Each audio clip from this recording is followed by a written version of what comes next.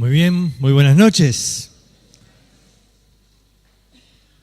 Vamos a ir entonces al capítulo 5. Queremos agradecer la invitación y hemos disfrutado de una hermosa semana aquí. Y les queremos pedir también que oren porque ahora se viene el GEA, y tanto Gustavo en Buenos Aires como yo aquí en Rosario vamos a seguir en este tiempo especial, así que pedimos sus oraciones para que el Espíritu Santo nos guíe, ¿no?, en poder llegar al corazón de los jóvenes. Muy bien, vamos a Santiago capítulo 5, vamos a ver este capítulo completo en el día de hoy. Ahora, del versículo 1 al 6 es como un paréntesis. Esta porción en realidad no está dirigida a los creyentes. Uno dice, pero entonces, ¿para qué está acá? Bueno, estos creyentes que estaban de alguna manera siendo abusados por estos ricos, era bueno que ellos escuchen lo que Dios piensa de ellos. Ustedes se acuerdan, en el Salmo 73, Asaf dice, casi se resbalan mis pies porque vi la prosperidad de los impíos. Y él tiene una crisis en su corazón, hasta que entrando en el santuario dice, vi el fin de ellos. Cuando Asaf entró en el santuario y vio el fin de ellos, entonces ya no les tuvo envidia, ahora les tiene compasión. Bueno, de alguna manera Santiago intenta hacer esto con estos 6 versículos. Intenta mostrarles el fin de esos ricos, para que ninguno se le ocurra tenerlas envidia, sino al contrario, compasión. Entonces, en estos 6 versículos habla de un juicio, el juicio a estas personas ricas que estaban de alguna manera abusando de estos creyentes, no pagándoles el sueldo que habían arreglado. Entonces dice, vamos ahora ricos, llorad y aullad por las miserias que os vendrán. Vuestras riquezas están podridas y vuestras ropas están comidas de polilla. Vuestro oro y plata están enmohecidas y su moho testificará contra vosotros. Es duro, ¿no? Santiago ahí les da con todo. Santiago utiliza muchas palabras que Jesús había usado en el Sermón del Monte, cuando dice no os hagáis tesoros en la tierra, ¿no?, donde la polilla y el orín corrompen. Santiago está repitiendo muchas de estas palabras.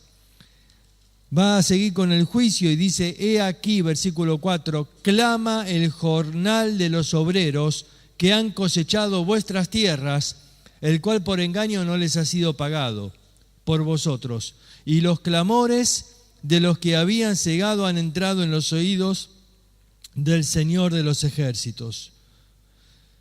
Habéis vivido en deleite sobre la tierra y sido disolutos, habéis engordado vuestros corazones como en día de matanza, habéis condenado y dado muerte al justo, y él no os hace resistencia. Bueno, ven, aquí habla de que Dios mira a su pueblo, ¿no? Escucha las oraciones. Y él dice, ustedes se han engordado para el día de la matanza. ¿Vieron la frase, engordaron el pavo para Navidad? Es decir, han aumentado el juicio sobre sus cabezas. Es todo un pasaje de condenación. Dice, ustedes ahora han vivido en deleite sobre la tierra, ¿no?, pero no han hecho lo que corresponde. Y dice el versículo 6, habéis condenado y dado muerte al justo. Por supuesto, no es literal, no los habían matado, pero según los judíos, en uno de sus libros decía que mata al obrero aquel que no le paga el jornal. Es decir, es una manera de matarlo porque le estás privando del sustento necesario. Y entonces Santiago está dando este juicio a estos ricos. Fíjate qué diferencia cuando empieza el versículo 7. Dice, por tanto, hermanos. ¿Ves? Ahora se dirige a los hermanos. Cerró el paréntesis de este juicio hacia los ricos y ahora sí se dirige a los hermanos. Dice, por tanto, hermanos, tened paciencia hasta la venida del Señor. Mirad cómo el labrador espera el precioso fruto de la tierra, aguardando con paciencia hasta que reciba la lluvia temprana y la tardía. Dice, por tanto, hermanos, tened paciencia. No es la paciencia del capítulo 1. ¿Se acuerdan? Esa paciencia que era hipomone, que era permanecer debajo, que era perseverancia. Esta paciencia es largura de ánimo, es decir, que tu ánimo no decaiga, que esperes ¿hasta cuándo? Hasta la venida del Señor. Santiago va a hablar de la venida de Cristo en 3 versículos. En cada uno va a dar una enseñanza. En este versículo 7 él va a decir, Cristo viene en persona, la venida personal de Cristo. La palabra para venida acá es parousia, que se refiere a la venida del Rey en persona. Él viene a buscar a su pueblo, como lo prometió, ¿no? En Juan capítulo 14. Él viene a buscarnos. Entonces dice, tened paciencia hasta la venida del Señor. Esta paciencia acá me lleva a entender que hay cosas que yo puedo hacer y debo trabajar y debo hacer. Dice, el labrador, él trabaja, él tiene que sembrar. Es duro el trabajo de arar el campo, de sembrar, pero llega un momento donde el labrador no puede hacer más nada. Llega un momento donde ahora lo que le toca hacer, ¿qué es? Esperar. Hay situaciones en las que tenemos que trabajar y esforzarnos y hacer todo de nuestra parte, pero hay cosas en las que no podemos hacer más nada y tenemos que esperar. ¿Cómo nos cuesta esperar? No nos gusta esperar. Nos ponemos ansiosos. No nos gusta que el Señor demore una respuesta, pero acá dice, tenés que tener paciencia. Porque la lluvia la manda el Señor. Y habla de 2 lluvias, ¿no? La temprana y la tardía. El Señor es el que tiene que mandar la lluvia. Ya hiciste todo lo que tenías que hacer. Le está diciendo a estos creyentes, ustedes ya trabajaron. No les pagaron el jornal. Bueno, descansá y confía y espera en la provisión de Dios. Dios no te va a abandonar. ¿Ves? Cuando uno hizo todo lo que tenía que hacer, como el labrador, entonces ahora llega el tiempo de esperar la parte que le toca a Dios. Es interesante que Dios parece que dice, yo hago mi parte, vos tenés que hacer la tuya. Algunos creyentes dicen, yo espero en Dios, sí, pero no trabajaste, no hiciste tu parte. Dios no va a hacer lo que te toca hacer a vos. Spurgeon dice, Dios le da la comida a las aves, pero no se las pone en el pico. Es decir, yo tengo que hacer mi parte y confiar que Dios, Él va a hacer la suya. Y eso es lo que dice, confía, tened paciencia hasta la venida del Señor. Versículo 8, tened también vosotros paciencia y, ahora le agrega algo, y afirmad el corazón, porque la venida del Señor se acerca, se acerca. Le agrega algo, no solamente viene en persona, sino que esa venida es inminente, se acerca. Falta poco, es en cualquier momento. El autor de Hebreos le agrega algo, dice, no dejando de congregaros, y tanto más cuanto veis que aquel día se acerca. Dice, aún lo podemos ver que se acerca.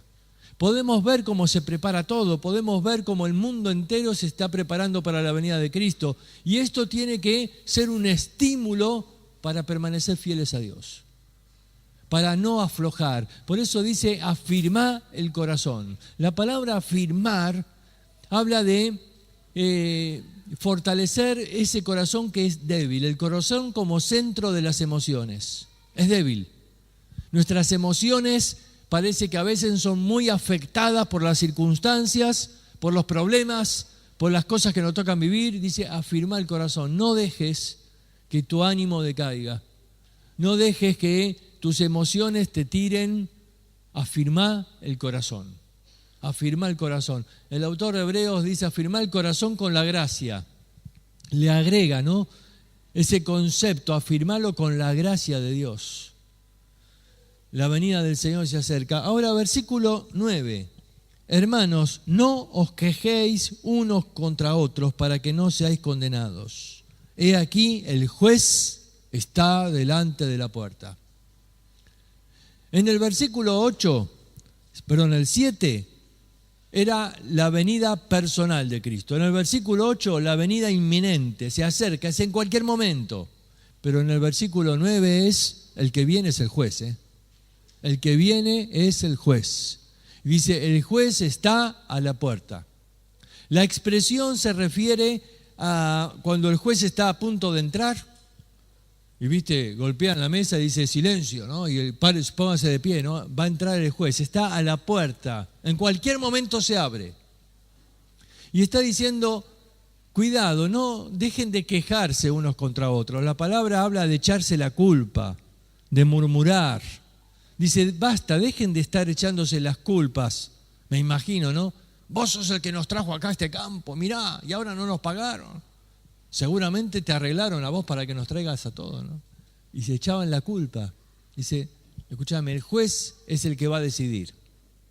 El juez se va a encargar. Si él hizo algo malo, déjalo en manos del juez. Entonces esta expresión, el juez está a la puerta. Ahora, la venida de Cristo es como un termómetro para el creyente, que marca nuestra temperatura espiritual. Marca si estamos bien con el Señor o si estamos tibios o si estamos mal.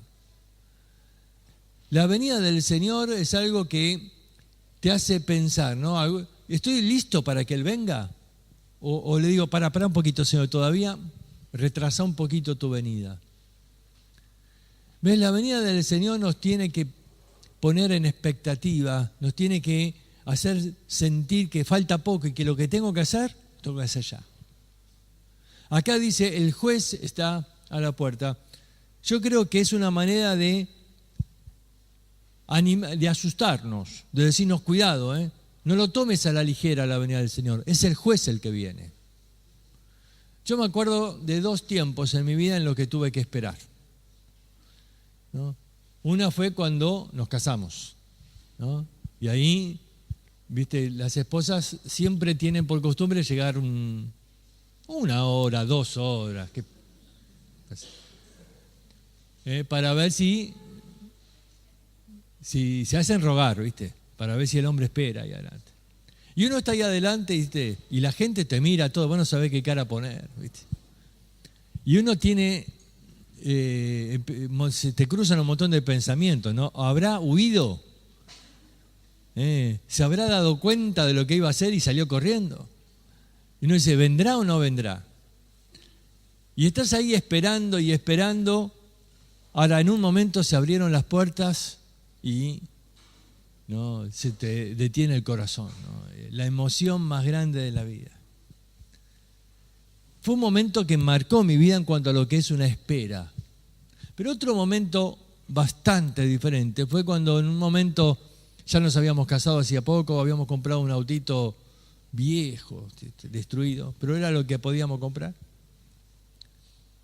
Y resulta que unos meses después me llega una citación de un juez porque parece que había una estafa ahí, había algo.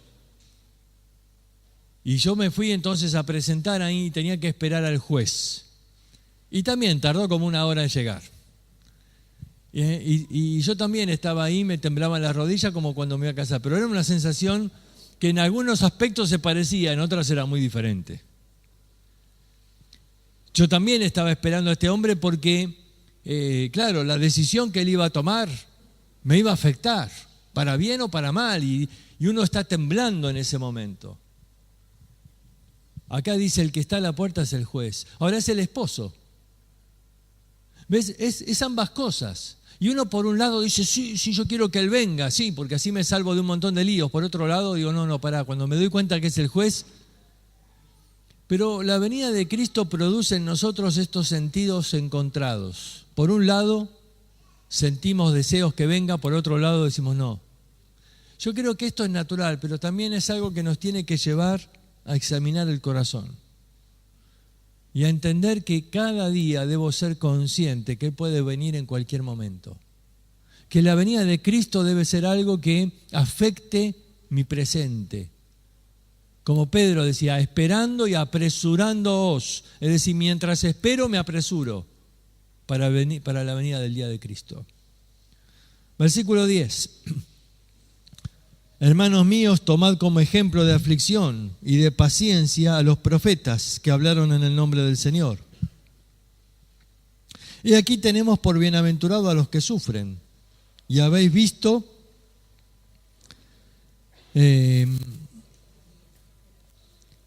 habéis oído de la paciencia de Job y habéis visto el fin del Señor, que el Señor es muy misericordioso y compasivo. 2 ejemplos. El ejemplo de los profetas y el ejemplo de Job.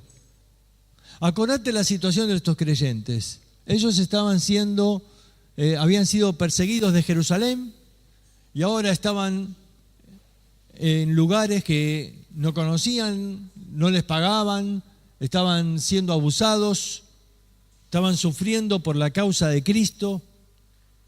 Y Santiago les lleva a pensar, ustedes no son los primeros que han sufrido por Cristo y tampoco van a ser los últimos.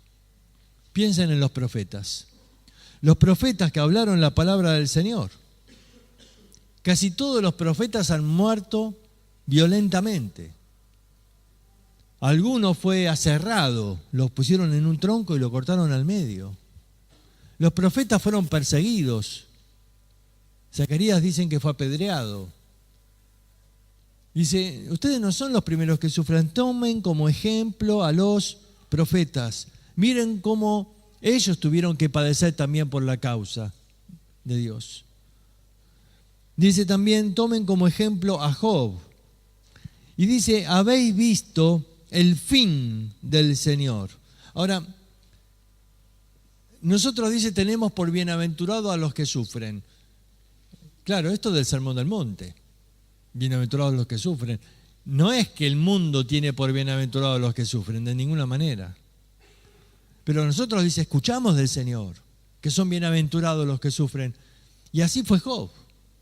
Y toma el ejemplo de Job, pero dice, nosotros vimos el fin. Claro, nosotros vimos el final de la historia. Job, él no sabía lo que Dios tenía para él. Él no sabía el propósito de Dios. Muchas veces uno dice, sería más fácil soportar la prueba si Dios me muestra el propósito. Es que si te muestra el propósito, quizás no sirve. No aprenderías la lección. Tenemos que aprender a confiar sin que el Señor nos muestre. El Señor no le mostró a Job cuál era el propósito. Dice, nosotros vimos el fin del Señor. Claro, nosotros vimos al final la historia cómo terminó, pero él la tuvo que vivir. Y él tuvo que enfrentarse a esas acusaciones de los amigos, capítulo por capítulo, y sufrir sin saber por qué, sin entender, aprender a confiar en Dios, más allá de que Dios me diga o no me diga. No es que él no preguntó, 20 veces pregunta por qué, pero Dios no le respondió nunca. Es aprender a confiar en Dios, sabiendo que Él tiene lo mejor para nosotros. Y dice ahí, nosotros vimos que el Señor es muy misericordioso y compasivo. Y cómo Dios bendijo a Job. Y cómo él creció espiritualmente y cómo la prueba dio su fruto. Ahora, nosotros no vemos las razones por las cuales el Señor permite que pasemos por circunstancias ahora. Estos creyentes no sabían por qué. Fuimos perseguidos, perdimos la casa y ahora no nos pagan y mirá, no busques explicaciones. Pero mirá Job, el Señor tuvo cuidado de él. Siempre Dios es muy misericordioso y compasivo, siempre lo es. Y no va a dejar de serlo con vos. No va a ser la primera vez que Dios falla cuando te abandona. No es así. Siempre es muy misericordioso y compasivo y también lo va a hacer en tu vida. Él no abandonó a los profetas, pero murieron. Bueno, fue su manera de honrar a Dios. Pablo decía, ya sea que vivamos o que muramos, lo hagamos para la gloria de Dios. ¿Te das cuenta? Estos ejemplos eran la forma en que Santiago les iba a alentar en medio de las circunstancias que les tocaba vivir. Y dice, pero sobre todo, hermanos míos, no juréis, ni por el cielo ni por la tierra, ni por ningún otro juramento, sino que vuestro sí sea sí y vuestro no sea no, para que no caigáis en condenación. Mira, esto también es tomado de las palabras de Cristo. Claro, hoy no usamos el juramento como se usaba en aquel tiempo. En aquel tiempo el juramento era parte de la vida de un judío. Para cualquier negocio había que hacer un juramento, ¿no? Si te compraba una propiedad y me la ibas a pagar, había que hacer un juramento. Si vas a darme ahí, si uno daba a la hija en casamiento, y había que hacer un juramento. El juramento era parte de la vida.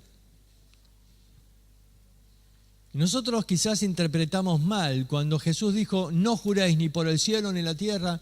Es como decir, no hagas ningún negocio, no te cases, porque en todo eso hay juramento. Hay creyentes que dicen, pero no se puede jurar. Entonces, yo no juré a la bandera, no juro, si uno va a ser médico no tiene que jurar. No, pará, estás malentendiendo lo que dice la Escritura. Lo que la Escritura dice es no jurar para sacar un beneficio propio cuando no vas a cumplir, cuando no estás pensando en cumplir. No jurar falsamente, esa es la idea. A ver, como no me crees, entonces yo recurro al juramento para que me creas. Y de esa manera estoy poniendo a Dios en medio, o estoy poniendo a otra persona, te juro por mi madre, o te juro... Para, no hace falta. Tu sí tiene que ser sí, tu no, no. Es decir, que seas un hombre de palabra. ¿Te acordás del Salmo 15? El que aún jurando por daño suyo, no por eso cambia. Es decir, que sea un hombre de palabra que no tenga que recurrir al juramento. No es que está mal jurar, está mal hacerlo para que la gente me crea cuando en realidad estoy mintiendo o cuando en realidad no voy a pagar. Entonces, estos creyentes estaban recurriendo por ahí al juramento para tratar de salvarse de estas situaciones en las que estaban metidos. Se dice, no, tu sí sea sí, tu no sea no recurras al juramento. Ahora, me apuré un poquito porque quiero llegar a esta porción. Esta nos va a demorar todo el resto de la hora. Comienza el versículo 13 a describir distintas situaciones. ¿Está alguno entre vosotros afligido? Haga oración. ¿Está alguno afligido? Que tu vida sea una vida de oración. La oración es el recurso que Dios te da para los tiempos de aflicción. ¿Estás afligido? Que tu vida sea una vida de oración. Ahí tenés la herramienta. ¿Estás alguno alegre? Bueno, canta alabanzas. Disfruta de tu alegría y alaba a Dios. ¿Está alguno de entre vosotros enfermo? Llame a los ancianos de la iglesia y oren por él, ungiéndole con aceite en el nombre del Señor. Y este versículo ha sido causa de debate, de distintas interpretaciones. ¿Tenemos que ungir con aceite hoy o no tenemos que ungir con aceite? ¿Realmente Dios sana hoy o no sana? Porque después dice, fíjense, versículo 15, la oración de fe salvará al enfermo y el Señor lo levantará. ¿No hay una promesa ahí de que Dios va a sanar? ¿Por qué entonces no ungimos con aceite? ¿O cómo es? ¿Qué está hablando aquí?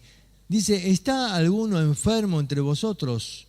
Llame a los ancianos. ¿Que los ancianos se ocupaban de la sanidad? ¿No tenían que llamar al médico mejor? Tenemos que, en primer lugar, interpretar qué tipo de enfermedad es. Es una enfermedad específica. No en toda enfermedad uno llama a los ancianos. Lo más natural es llamar al médico. Pero si llamo a los ancianos, ya esto implica que este es un tipo de enfermedad especial. Otro detalle para tener en cuenta es que esta enfermedad tiene una relación con el pecado. Porque fíjense ese versículo 15, dice que el Señor lo levantará y si hubiere cometido pecados, le serán perdonados. 16, confesaos vuestras ofensas y orad unos por otros para que seáis sanados. ¿Qué tiene que ver la confesión con la sanidad? ¿Qué tiene que ver el pecado con la enfermedad? ¿Ves? Acá estaba hablando de que evidentemente esta es una enfermedad especial, donde hay algo de pecado en medio, porque por eso llamo a los ancianos. No está hablando de cualquier tipo de enfermedad. En segundo lugar, tenemos que describir el aceite. El aceite no es mágico. el ungir con aceite acá no es ungirlo ceremonialmente, no es tirarle aceite en la cabeza. La palabra ungir habla de masajear, habla de frotar. Es como si yo dijera, frotalo con aceite o masajealo con aceite. El aceite en aquel tiempo era medicinal. Si esto fuera simbólico, si fuera un ungir simbólicamente, la palabra griega que usaría sería crío, que es la que para ungir. ¿Vieron cuando se ungía al sacerdote? Se le ponía aceite en la cabeza, crío. Pero la palabra acá es aleifos, que significa frotar. Por ejemplo, un aleiptes era el que masajeaba a un corredor antes de la carrera con aceite. La palabra habla de frotar con aceite. Eso era un remedio en aquella época. Ustedes pueden ver ahí cuando Jesús manda a los discípulos, les dice que lleven aceite para curar a los enfermos. Aceite y sal era el botiquín de primeros auxilios. Claro, eran los elementos comunes que se tienen en el hogar y que podían servir. El aceite no es que servía para cualquier enfermedad, servía especialmente para esta que nombra acá. La enfermedad, la palabra griega acá para enfermo es asteneos, que significa sin fuerza. Una persona que ha perdido las fuerzas y que no puede levantarse, está en cama, no se puede levantar, está sin fuerzas. Para este caso, justamente, había que masajearlo con aceite, una manera de reactivar ahí a la circulación, de fortalecerlo para mejorar su salud. Entonces, cuando dice llame a los ancianos y oren por él ungiéndole con aceite, está diciendo oren mientras le aplican la medicina. ¿Entienden? No está hablando de un aceite entonces simbólico, está hablando de medicina. Dice, oren por él mientras le dan la medicina, mientras le aplican la medicina. Simultáneamente, oren ungiéndole, es decir, oren mientras le van frotando con aceite, mientras lo van masajeando. Aquí habla de la intervención de los ancianos, porque hay una necesidad de este enfermo, que es más allá que simplemente corporal. Hay un elemento espiritual acá. Por eso se llama a los ancianos. Ahora, primera aclaración. No toda enfermedad tiene que ver con el pecado. ¿Está claro? No toda enfermedad tiene que ver. ¿Se acuerdan el ciego ahí en Juan capítulo 9? Los discípulos decían, ¿quién pecó? ¿Este o sus padres? No. Jesús dijo, no pecó ni este ni los padres. Esta enfermedad es para la gloria de Dios, para que como una oportunidad para que se manifieste un milagro, para que Dios haga una obra. Hay enfermedades que no tienen nada que ver con el pecado. La enfermedad de Job, ¿te acordás? Una sarna que lo cubrió todo el cuerpo, no tenía que ver con el pecado. No es que toda enfermedad es producto de algún pecado. Muchas veces, la mayoría, quizás diría, de las enfermedades son pruebas que Dios permite, son circunstancias normales de la vida. Tampoco es que solo el creyente se enferma y el inconverso no se enferma. La enfermedad no siempre es producto de pecado, pero sí puede ser producto de pecado. Sí puede haber enfermedad que es producto de pecado y en este caso tengo que distinguir dos. Entonces vamos a ir dividiendo. Si podés hacer un cuadro, anda dividiendo. La enfermedad que no es producto de pecado, bueno, llama al médico y ponete a orar y aplica capítulo 1 lo que enseñamos de la prueba. Y ahí se queda. Pero esa enfermedad no es la que habla acá. Porque acá vamos a ver que hay pecado de por medio. Así que abrí una rama, un cuadro para este lado y hablá de la enfermedad que sí tiene que ver con el pecado. Y dentro de este lado se divide en dos. Está la enfermedad que es una consecuencia directa del pecado. A ver, una persona por causa de una vida en la droga se contagió de SIDA. Es una consecuencia. Una persona que tomó mucho alcohol y tiene cirrosis. Una persona que fumó mucho y tiene un cáncer de pulmón. Son consecuencias de su pecado. Aún nosotros podemos tener consecuencias del pecado. Yo soy medio delicado del hígado y si esta noche me como 1 kilo de bombones, mañana estoy en el hospital y le digo a la iglesia, por favor, oren que estoy pasando por una prueba. No, ¿qué prueba? Es la consecuencia de mi pecado. ¿Entienden? Entonces, cuando es un pecado que uno sufre las consecuencias, la verdad no hay mucho que hacer ahí.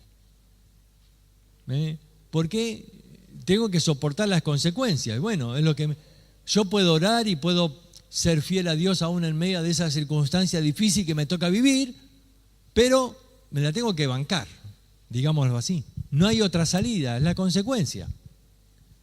Pero hay otra posibilidad. Hagan la línea para este otro lado. Es decir, las enfermedades que tienen que ver con pecado son dos. Puede ser una consecuencia o la otra posibilidad puede ser una disciplina. Una disciplina. No es la de otra, de que es una prueba que Dios permite, que nos pasa a cualquiera. En este caso es algo que Dios manda como disciplina. Por ejemplo, 1 Corintios capítulo 11, versículo 30 a 32. Fíjense conmigo.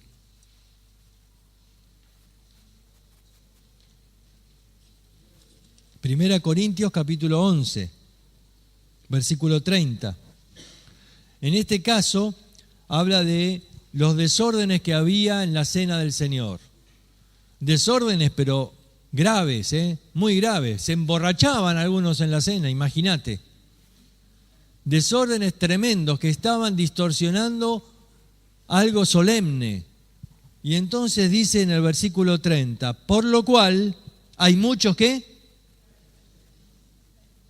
enfermos. ¿Qué enfermedad es esta? Una disciplina. Una disciplina. Hay muchos enfermos y debilitados entre vosotros, y muchos duermen. ¿Sabes qué es interesante? Porque las dos palabras que habla aquí, enfermos y debilitados, las va a repetir Santiago. Pero ahí todavía no había algunos llegado a morir. Acá algunos dice ya duermen. Algunos no han reaccionado a la disciplina de Dios. La enfermedad siguió su curso y aún llegaron a morir. Ahora, la palabra asteneos es la misma que ahí aparece traducida debilitados en Corintios. Y ves, en el libro de Santiago está hablando también de una enfermedad que es una disciplina, es decir, que viene por causa de pecado. Y claro, estos creyentes que se estaban juzgando y acusando, bueno, ¿te acordás todo lo del capítulo 4, no? Peleas, murmuración, acusaciones.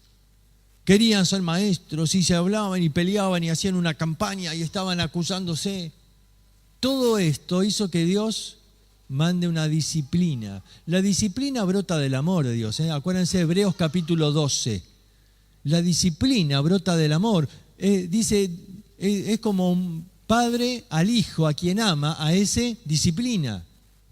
La disciplina de Dios viene como un acto de amor para corregirnos, porque nos quiere evitar cosas peores que vendrían si seguimos en ese camino de rebeldía. A ver, ¿cuál es el principio de la disciplina? El principio de la disciplina es que yo le causo un dolor menor al dolor que tendría si él sigue con su rebeldía. ¿Vieron el ejemplo del nene que quiere meterle el dedo en el enchufe? Y insiste ahí, quiere, y vos le decís, no lo hagas, no lo hagas. Pero él está fascinado con ese agujerito en la pared, y quiere meterle ahí, desarmó el autito y le quiere meter ahí y vos sabés lo que le va a pasar. Entonces, alguien me dijo, cuando no escuchan por este oído, escuchan por otro oído que tienen ahí atrás. Y vos le hablás por ahí y la onda llega rápido al cerebro, ¿no? Y entiende. Entonces, vos le estás causando un dolor, sí, pero ese dolor es menor ¿a qué? Al dolor que tendría si finalmente mete los dedos en el enchufe. Es decir, que la disciplina es un acto de amor. Lo disciplino porque lo amo y porque las consecuencias que tendría serían peores si no lo disciplino. Bueno, dice Dios al hijo que ama, disciplina. Vos sabés que muchos creyentes no son conscientes de la disciplina de Dios. Yo creo que Dios a todos nosotros nos debe haber disciplinado en algún momento. O vos pensás que te portás bien, tan bien que nunca mereces ser disciplinado. Que estás glorificado ya, que no... Dios en algún momento, y uno dice, pero ¿cuándo fue la última vez que Dios me disciplinó? No sé. Ahí hay otro problema. Quizás uno no está entendiendo el concepto. Quizás preferimos decir, todo es prueba, todo es prueba. Oren por mí, estoy probando. Pará, reflexiona en tu vida. Reflexiona, examinate lo que te está pasando, lo que estás viviendo. ¿Es una prueba o es una disciplina de Dios? Examinate. Y quizás necesites ayuda. ¿Sabes qué? Muchas veces somos ciegos a nuestros propios pecados. Porque dice Hebreos 3:13, ayer aplicamos algo, que podemos ser atrapados por el engaño del pecado. El pecado a veces nos puede engañar tanto que uno no toma conciencia. A veces necesito que otro me ayude. Llama a los ancianos, dice. ¿Está alguno enfermo? Llama a los ancianos. Quizás es tiempo de que ellos también te ayuden a examinarte, a evaluarte. Mira, estos creyentes estaban sufriendo un montón de problemas que se estaban causando unos al otro. Peleas por todos lados. Murmuración, hablaban mal, la lengua. Fíjate cómo le tuvo que dar Santiago. Y de pronto uno cae enfermo, y otro cae enfermo, y otro cae enfermo. Como pasa en 1 Corintios 11. Dice, muchos están enfermos. Y acá evidentemente era un problema similar. Muchos estaban enfermos. Entonces, decís, yo estoy enfermo. ¿Qué hago? Llamo a los ancianos. Llamo a los ancianos. En primer lugar, si me doy cuenta que hay pecado en mí, debo confesarlo. Y quizás, y si no, pero por la duda lo llamo igual, ¿no? Porque hay varios ahí. Entonces llama a los ancianos y oren por vos, mientras te aplican el remedio, ungiéndole con aceite. Ahora, después va a decir, fíjate, y la oración de fe. La oración de fe salvará al enfermo y el Señor lo levantará. La oración de fe salvará al enfermo y el Señor lo levantará. Mira, no hay una promesa de sanidad en la Biblia. No es que Dios sana en todos los casos siempre. Pablo pidió a Dios que le quite el aguijón y Dios no se lo quitó. Pablo dice, a este lo dejé enfermo allá, oren por él, estuvo al borde de la muerte. ¿Y por qué no lo sanó Pablo? ¿Por qué no? No siempre Dios va a sanar al enfermo, pero acá hay una promesa. Claro, pero esta promesa se aplica en este caso. Porque si es una disciplina y hubo confesión y hubo arrepentimiento, el Señor lo levantará. Es una oración de fe que se basa en la promesa de Dios. ¿Qué promesa? 1 Juan 1:9. Si confesamos nuestros pecados, Él es fiel y justo para limpiarnos y perdonarnos de toda maldad. Y entonces, una vez que ya no hay sentido de la disciplina, ya está. Ahora me levanta. En este caso, en que Dios mandó una disciplina, la disciplina, Pablo dice, produce tristeza para arrepentimiento. El objetivo de la disciplina es llevarme a un punto de arrepentimiento. Bueno, ya me arrepentí, ya confesé, ya llamé a los ancianos, pedí perdón. Entonces el Señor lo levantará. Y si hubiere cometido pecados, le serán perdonados. Uno dice, pero acá dice si hubiere, no afirma que cometió pecados. Bueno, es que si afirmaría, estaría como dando a entender que toda enfermedad es producto de pecado, y no es así. Por eso lo da hipotéticamente. Bueno, pero si llamás a los ancianos es porque hay algo que hablar. Entonces, en este caso, si tu enfermedad tiene que ver con esto, dice, y si hubieres cometido pecado, te sanará. No es una promesa de sanidad para todos los casos. Tengo que entender que Dios es soberano. Tengo que entender que si los creyentes nos sanaríamos siempre, no morirían más los creyentes, estaríamos... Tengo que entender que la promesa de que no habrá más lágrimas y no habrá más muerte y no habrá más dolor es para el cielo, no es para acá. Tengo que entender que la enfermedad puede ser parte de la vida como en cualquier otro caso.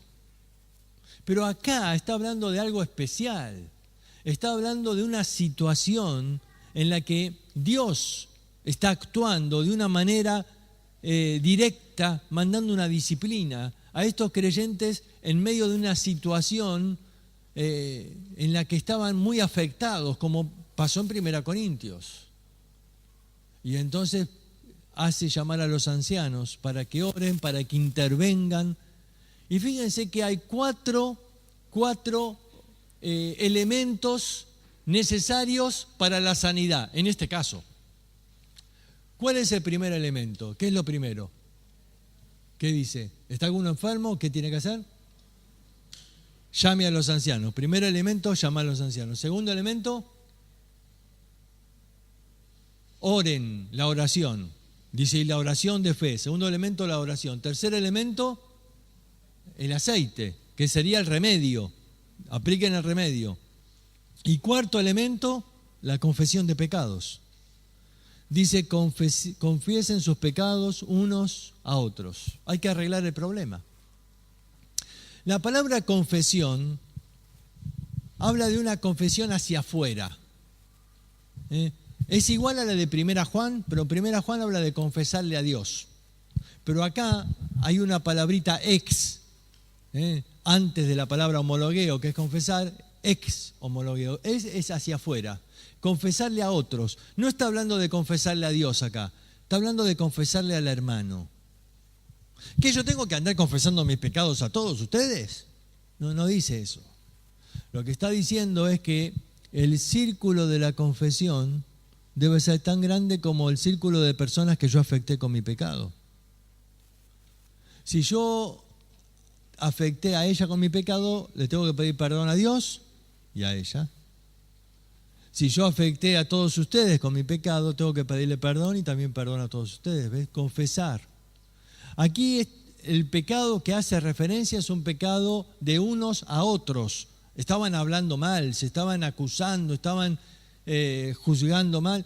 Bueno, confiesen los pecados unos a otros y seréis sanados. Así que esta sanidad que promete es para un caso específico de disciplina. Yo creo que esto es algo que uno debe volver a meditar para entender un principio quizás muy pocas veces hablado, ¿no? ¿Hoy todavía disciplina a Dios de esta manera? Bueno, puede disciplinar de distintas maneras, pero creo que sí Dios sigue disciplinando. Porque dice Hebreos capítulo 12 que al que ama, lo disciplina. Y creo que el objetivo de la disciplina es sublime. Dice, para que participemos de su santidad. La palabra participar, ahí en Hebreos 12, es la palabra para participar, por ejemplo, de un banquete. ¿Vieron cuando te invitan a un casamiento? Está la tarjeta grande, esa para todo, ¿no? Pero hay otra chiquita. ¿Cómo se llama la chiquita? No sé si hoy le llaman igual. En mi época se llamaba la participación. ¿Sí? La participación. Si recibís esa, es que estás invitado al banquete, estás invitado a comer. No es para ponerte atrás de una valla ahí para ver cómo comen los novios. No, vos vas a comer con ellos, vas a participar. Acá dice Dios, yo quiero que participes de mi santidad, que disfrutes de mi santidad, pero el pecado te impide que disfrutes de mi santidad. El pecado te estorba y no podés disfrutar de lo que tengo preparado para vos. Y te hablé una vez, te hablé 2 veces y no hay caso, insistís en lo mismo. Y yo tengo algo preparado para vos, tengo un banquete preparado, pero no podés disfrutar, porque estás en otra. Y entonces Dios manda ¿qué? Disciplina. Y la disciplina viene como el acto de amor de Dios, que cuando no escucho con este oído, escucho por ese otro. Escucho cuando me duele. Y ahí reacciono. Y digo, sí, Señor, perdón. Y Dios quiere que disfrutemos de lo que Él tiene preparado para nosotros. Siempre la santidad es algo que vamos a disfrutar más de lo que disfrutaríamos con el pecado. ¿Por qué? Simplemente por algo. Moisés dice, los deleites temporales del pecado, el otro es temporal. Esto lo voy a disfrutar plenamente. Entonces la disciplina es un acto que puede doler, claro que duele. Si no hay dolor, no hay disciplina. Si cuando tenés un hijo chiquito, vos le decís, si no tomás la sopa no te dejo ver los dibujos animados. Ahora tiene 20 años el pibe, no le digas lo mismo, porque tenés que encontrar algo que le duela. Si no duele, decimos, no sirve, ¿no? Entonces, por supuesto que la disciplina que Dios manda va a doler. Pero tengo que entender que lo que va a producir va a ser algo que vale la pena. Va a ser algo que vale la pena. Y entonces aquí, al igual que en 1 Corintios, está hablando de un acto muy particular, muy especial. Uno dice, pero no menciona la palabra disciplina. En 1 Corintios 11 tampoco mencionaba la palabra disciplina. Pero es claramente, brota del pasaje, que dice, por esta causa muchos están enfermos, debilitados, y otros ya no se arrepintieron, evidentemente. Y llegaron a partir. Uno dice, ¿puede llegar a tal punto? Sí. 1 Juan capítulo 5 dice, hay pecado de muerte, por el cual yo no digo que se ore, porque la persona en su rebeldía prefirió seguir así antes de arrepentirse. Y tenés que entender que el Señor tiene un propósito con nuestra vida acá. Él dice que quiere que llevemos fruto, y mucho fruto, y que nuestro fruto permanezca y dé gloria al labrador. Pero si el pámpano ya no va a llevar fruto, ¿qué hace el labrador? Corta el pámpano. Y eso no tiene nada que ver con salvación, porque Juan 15 no habla de salvación, pero tiene que ver con que ya no vas a poder llevar fruto para él. Entonces te saca de la planta, que no molestes, que no estorbes en la planta. Cortamos porque otros tienen que llevar fruto. Tenemos que entender que el propósito de Dios en nuestra vida es que llevemos fruto. Y claro que cortar es lo último que Dios quiere hacer. Él primero trata de limpiarnos, dice, de podarnos para que llevemos más fruto. Pero depende de nosotros y de nuestra disposición y de nuestra sumisión a su mano y a su voluntad. Por eso esta porción tiene que ver con una lección muy particular, pero no es que no se puede repetir. Una lección que apela a la disciplina de Dios. Vamos a tomar el intervalo y luego vamos a ir a la última parte del pasaje.